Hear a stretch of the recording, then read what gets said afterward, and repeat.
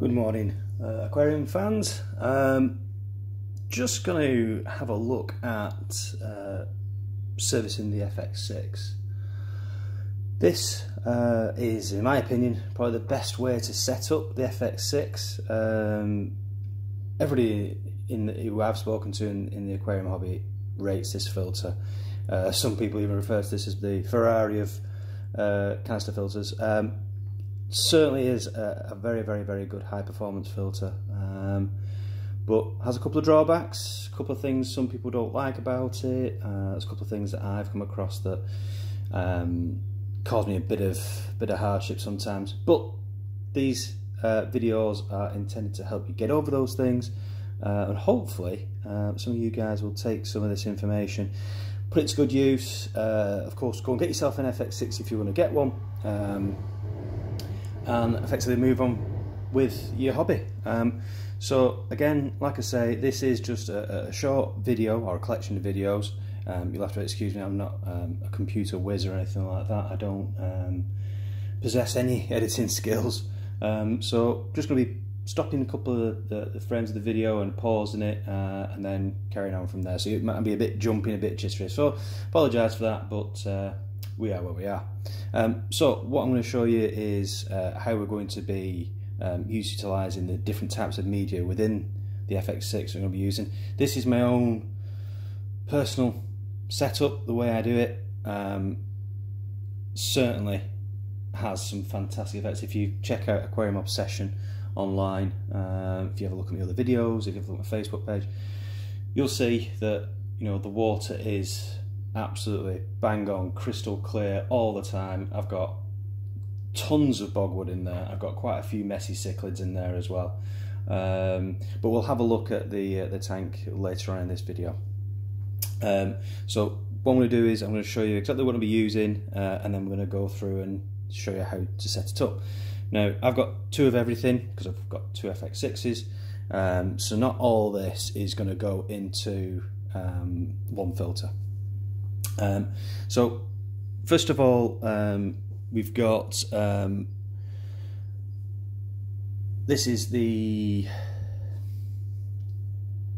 I can't remember what it's called now. When did it start? Phosphates, that's it, sorry, bit of a brain fart then. Yeah, this is your phosphate reducing pad. Get these from Fanny's Filters. They're online, based in Widnes, fantastic company, really good customer service. So they're going to be going into two of those.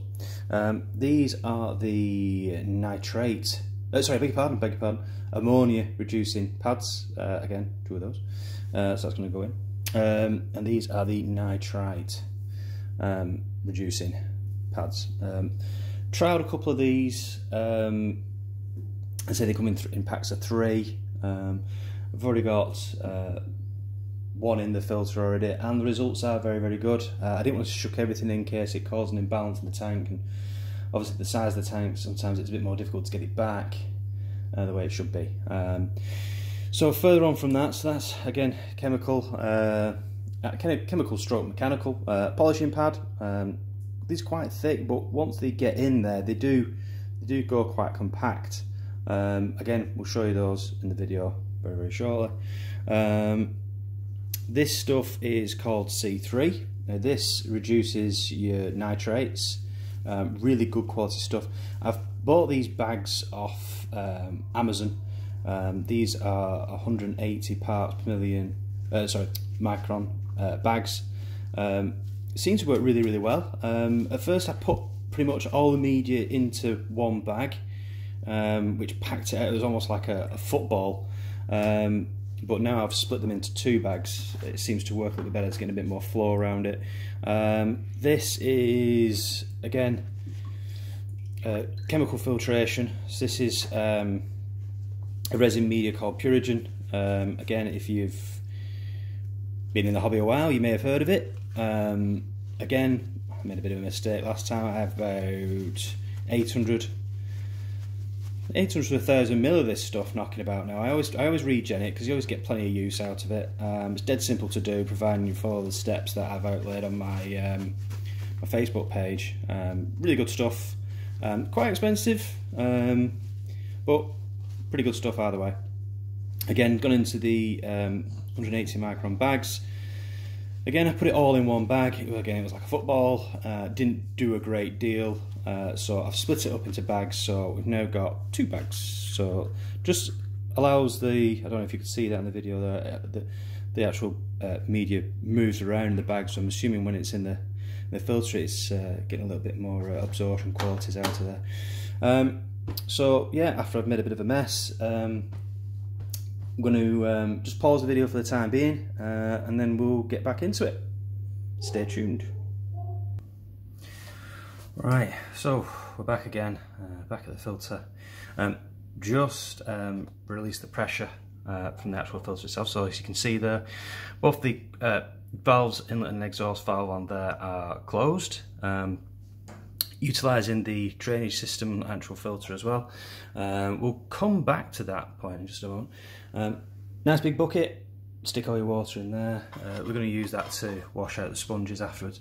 Now, these valves here can be a little bit of an issue, providing you've got a sandy substrate, which we have, which can be a little bit of a pain in the backside.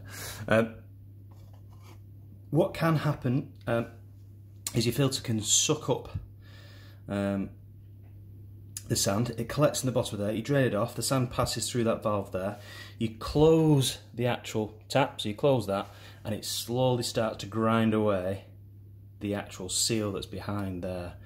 Sometimes you get a little bit of a drip coming through. This particular fx6 is only 12 months old, not even that. The other one is nearly 4 years old. It leaks quite sporadically. Again, doesn't really bother me too much to keep a little towel underneath it. It stops after, I don't know, about 10 minutes after doing a water change. So yeah, I'll do any service work on it. So it's not really a major problem. Yeah, it can be quite traumatic. You see it start leaking, you start panicking, especially when you've got sort of 820 litres of water above it. It can put a bit of a worry on. So again, I'm going to pause the video and we're going to open this little puppy up. Stay tuned. So we've opened up the filter. Literally, this is exactly how I found it. It doesn't look to be too bad. You start taking a couple of trays out. So that's just your pre-filtered, quite a coarse sponge. I've talked before about having these pads, the bumpy side up. It increases your surface area, but also it helps the filter to purge. If you have a flat way up like that and it started getting quite clogged, the actual mechanism to allow it to bleed itself gets blocked or restricted anyway, and then you end up getting more and more air getting caught up in your system, which can be quite noisy at times. So what I do with these then, I just throw in the bucket, give them a rinse out in a minute. Everything gets a nice rinse. Again, nothing too strenuous. One tip, plenty of towels about, because obviously these do hold quite a bit of water, and it will get messy. I mentioned earlier on with regards to the filter pads before, see how thin they've gone in comparison to how thick they were before. These things do a great job. I mean, you can see from the back of there, it's nowhere near as dirty as that side. These are quite cheap, and literally all I do, squeeze it out. There's a filter. That is going to go in the bin. So we'll whiz that over there for the time being. These are going to get replaced this time as well. I think they're pretty exhausted.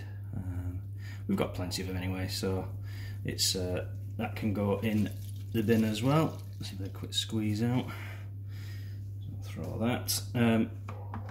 Now, in terms of getting these side sponges out, again, you can see that they're not mega dirty. They're not the cleanest, but they're not mega dirty. I can live with that. Again, they're just going to get a quick rinse out in the bucket and pop back in. So what I'm going to do is I'm going to get this out of here, stick it in the bucket, and we'll be back very, very, very soon. Okay, we're back. Right, so strip the filter down. It's about 10 minutes of a job, not too strenuous.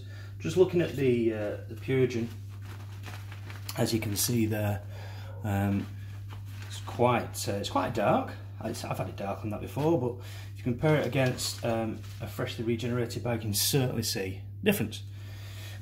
So this is going to go into the side over there. So we had two of those, two Purigen bags. As you can see there, it's quite loosely put in there, certainly helping with getting the water flowing around it. This time we're going to stick our C3 nitrate reducer back in there. This is great stuff. It's from Countryside Aquatics, really good stuff. So that's going to go in the bottom tray. Now I have a theory with regards to how I set up my fx6. From previous experience, and again this is my opinion, in no way am I an expert, but through trial and error, doing things my own way, this seems to work best for me and my tank and my fish. So what we do is we go in with the right at the bottom. This is a carbon pad, again for finest filters. Give it a quick swizz out. It's not going to do any harm. I don't think it has any properties left in terms of reducing your smells and getting any. We're not putting any medicine through, so it's not going to do harm in there, so that can stay in. So what I do is separate the tray there. Purigen goes on top of here, so nice and loose. This is spread about. It doesn't have to stop anything going past. Not too interested in that. I want water flow around it. So that's the very bottom tray that we're going to do. As you can see on the outer ring coarse pads there, I've just given them a quick rinse out in the bucket. They don't have to be perfect. They can go in like that. That's no issue at all. The second one going. This is the middle tray. And this is where my theory comes into play. Second tray, I have biological media. Now in this instance, I actually have crushed coral and crushed oyster shells. Now the reason behind that is, as you've seen before on a couple of my videos and on the Facebook page, there is a substantial amount of bogwood in this tank, which of course then has an issue with the pH balance. So what that's there to do is just help create a bit more of a better balance of the pH, stops it going so low. The fish start getting affected. These are South American cichlids, so they do like slightly acidic waters at times. You know, because they're tank bred, or some of them are. I think Morocco is actually wild caught, but anyway, a lot of the fish are tank bred, so they're used to these water parameters anyway. So it's not like we've taken them out of the Amazon and then chucked them in our tanks at home. So they are quite hardy. So with that in mind, what we're going to do, this is going to form part of our experiment of course, I'm going to use that on top of there if it will go in, which it won't, so I'll have to do a bit of squish her in I think. That fit, should do, I don't know if I'm happy with that or not, we'll think about that in a sec. In fact, I know what I'll do. I'll take the carbon one out and we can put this one in the bottom. So bob that right in there. These are quite nice tight fitting. So again, as I mentioned before, you don't have to worry about having any gaps down the sides. This final part of filtration will sort that. Right, okay, so that's our bottom tray sorted, middle tray sorted, goes on top of there, quite nice and neat and easy. Now it's the top one, again fairly straightforward, no issues. We'll bob that one in, we'll have that one going, and we will bob this one in as well,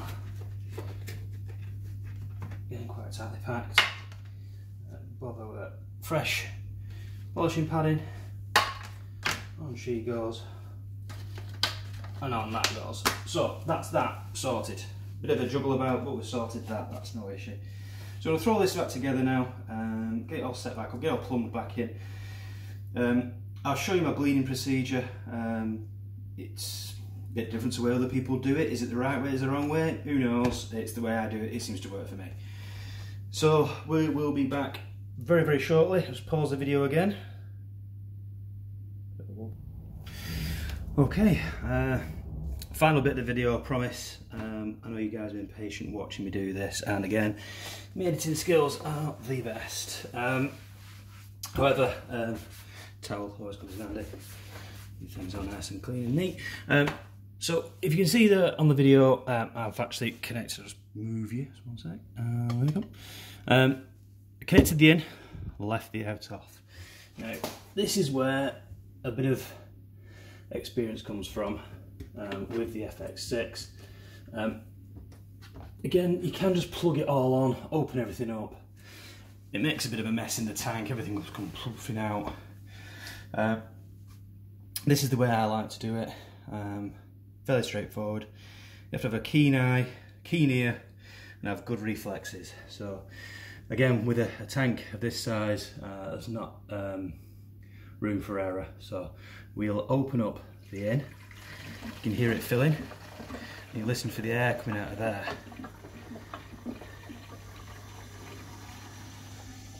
don't know if you can hear that. Sounds like a little tea kettle. So you can almost tell when it's getting towards the top. Again, this is all the experience. It has come shooting at the top before now, which it probably will do on video now for you. Should get some light, shouldn't it? So you're just going to be ready to close it.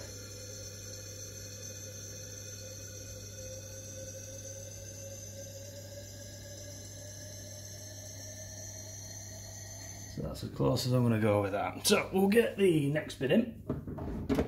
Plug that on, open your in, open your out, and it'll continue to fill. So that's been the easiest way that I've dealt with it.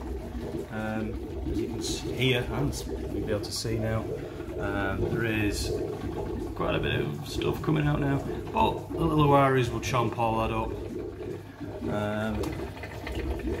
So everything should be clear within an hour or so anyway. So that's how I do my FX6. Hopefully you guys find it interesting and be helpful. They are quite tricky, but believe you me, definitely worth the money. If you run a big system and you don't want to go sump, you go FX6. Simple as that.